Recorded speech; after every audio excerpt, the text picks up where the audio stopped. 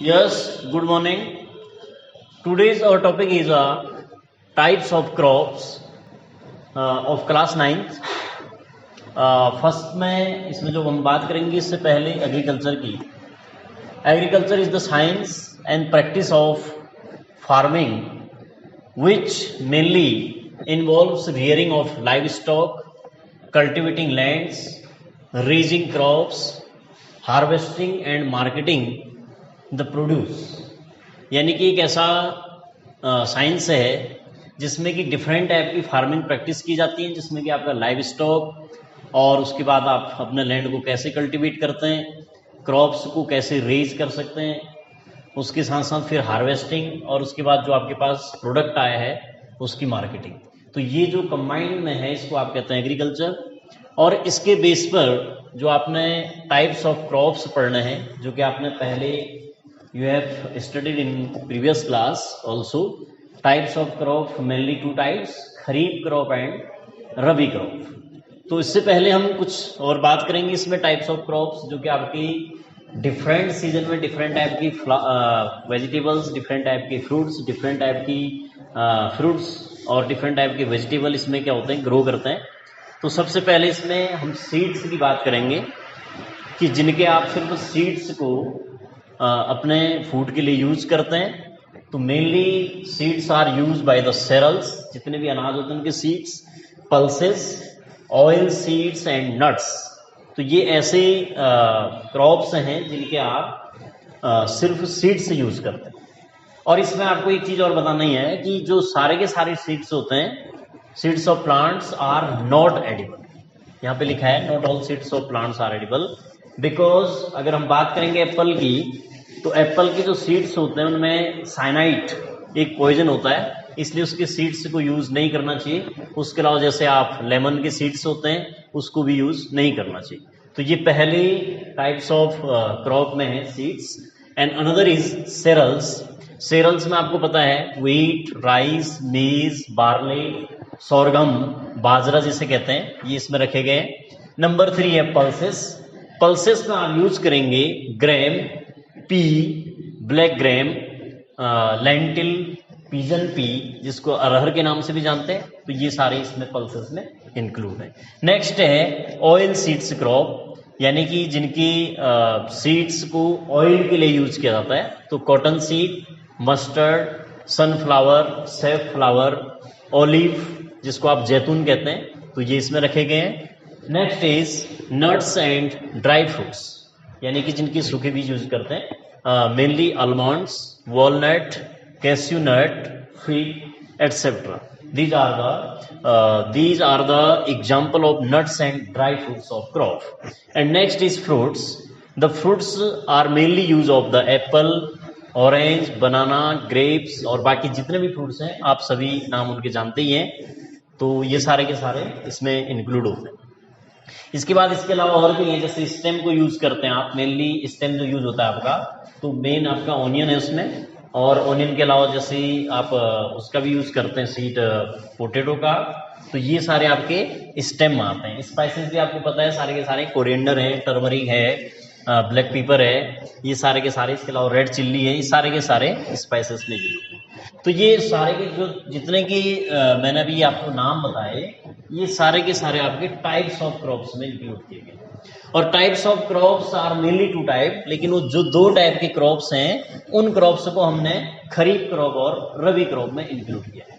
तो इसके अलावा जो आपके क्रॉप सीजन है वो 2 टाइप के होते हैं, खरीफ क्रॉप्स एंड रबी क्रॉप. और इससे पहले जो हमने बात की थी, तो ये दोनों कंबाइंड में, इसमें खरीफ क्रॉप भी है और रबी क्रॉप्स भी. अब हम mainly we are saying about kharif crops. These crops grow during rainy season. Rainy season में ग्रो करवाए जाते हैं, यानी कि जून में इनको आप बोएंगे और अक्टूबर में इसको आप हार्वेस्टिंग करेंगे.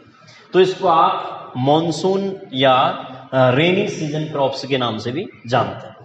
ठीक है. और इसके जो खरीफ क्रॉप के जो मेनली जो इसमें क्रॉप्स हैं, इसमें आप ग्रो करवाते हैं पैडी, धान जिसे कहते हैं, मेज, मिलेट है, ग्राउंड नट, सोयाबीन, अरहर, black gram, cotton and jute, spinach, garlic, lady finger, etcetera. और इसके अलावा जो फ्रूट्स की अगर बात करेंगे तो mango, lychee, peach etcetera, these are the crops of fruit crops of the kharif crop seasons.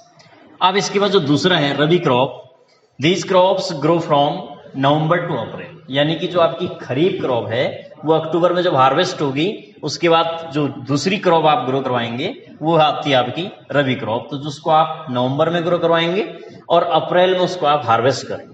तो जो रबी क्रॉप्स हैं इनको आप विंटर सीजन क्रॉप के नाम से भी जानते हैं या नॉन मॉनसून क्रॉप्स के नाम से भी जानते हैं, क्योंकि आपको एक चीज बता देते हैं कि जो मॉनसून है वो मॉनसून आपके लगभग अगर इंडिया की बात करेंगे तो 15 जून को लगभग माना जाता है कि ये आपके इंडिया में एंटर करता है केरल में, और इसकी जो विदाई है वो लगभग 15 सितंबर के बाद हो जाती है। तो जब जब रेनी सीजन खत्म हो जाएगा, मॉनसून जब विदा हो जाएगा, तो उसके बाद आप कौन सी क्रॉप ग्रो करवाएंगे? रबी क्रॉप। तो ये नवंबर में आप बोएंगे और अप्रैल में हार्वेस्ट होगी। इसके जो एग्जाम्पल हैं wheat, barley, gram, mustard, pea, linseed, cabbage, cauliflower, carrot, radish, turnips and fruits जो इसके हैं इस रबी क्रॉप्स के, ये आपके एप्पल, पोमग्रेनेट, ऑरेंज एटसेट्रा। तो ये दो टाइप के आपकी क्या हो गई? क्रॉप होगी। यहाँ पे आप देख रहे हैं दोनों क्रॉप में आपने एक चीज देखी होगी कि जहां पे आप सीरियल्स को ग्रो करवा रहे हैं तो cereals are grow with the pulses. इसका एक रीजन है कि क्यों इसको पल्सेस के साथ ग्रो करवाते हैं। तो रीजन ये है कि जो आपके पल्सेस प्लांट होते हैं इनमें इन पल्सेस प्लांट की रूट नोडुल्स में एक बैक्टीरिया होता है जिसका नाम है राइजोबियम लेग्यूमिनोसेरम, जो कि एटमॉस्फेरिक नाइट्रोजन का फिक्सेशन करता है पल्सेस प्लांट। तो जो पल्सेस प्लांट से नाइट्रोजन फिक्सेशन होगा उसका बेनिफिट आपकी सेरल्स प्लांट को भी मिलेगा। इसलिए ये बहुत आवश्यक होता है कि जो भी आपके सेरल्स हैं उनके साथ कोई ना कोई पल्सेस आप क्या करेंगे? उसमें इंक्लूड करेंगे। ये इसके बाद आपके टॉपिक में आता है। अब इन दोनों की अगर आप बात करेंगे इनके डिफरेंस की, इससे पहले भी आप पढ़ चुके हैं, तो डिफरेंस आपकी क्लियरली दिखाई दे रहे हैं कि जो आपकी खरीफ क्रॉप्स है ये आपकी मॉनसून क्रॉप्स है जिसको आप you are growing in the June to October, और इसके एग्जाम्पल आपके पास ये मैंने बता दिए अभी। और इसके बाद जो दूसरा आपका रबी क्रॉप्स है इसको आप विंटर सीजन क्रॉप या फिर नॉन मॉनसून क्रॉप्स के नाम से भी जानते हैं, और ये इसके एग्जाम्पल भी इसमें आप डिफरेंस में लिख सकते हैं। तो इस तरीके से जो आपका टाइप्स ऑफ क्रॉप है दो मेनली डिवाइड किया गया है। और जैसे कि इंडिया की बात करेंगे तो इंडिया आपका एक एग्रीकल्चर बेस्ड कंट्री है जिसमें कि लगभग 70% क्या की जाती है? एग्रीकल्चर की जाती है। और इसके बाद जो आगे के आपके टॉपिक आएंगे इसमें आपके पास आएगा कि कैसे आपको क्रॉप को ईल्ड करने के लिए कैसे आप इनहेंस कर सकते हैं, उसके पास आपके बहुत सारे तरीके आएंगे। तो जो इसके बाद वाले में आप पढ़ेंगे HYV seeds, high yielding variety seeds, जिससे कि आपको कम सीड का यूज करते हुए आपको प्रोडक्शन ज़्यादा अमाउंट में मिलेगा। तो इसके लिए आपके पास जो अगला टॉपिक है उसको हम आगे लेकर के आएंगे। तब तक के लिए थैंक यू वेरी मच।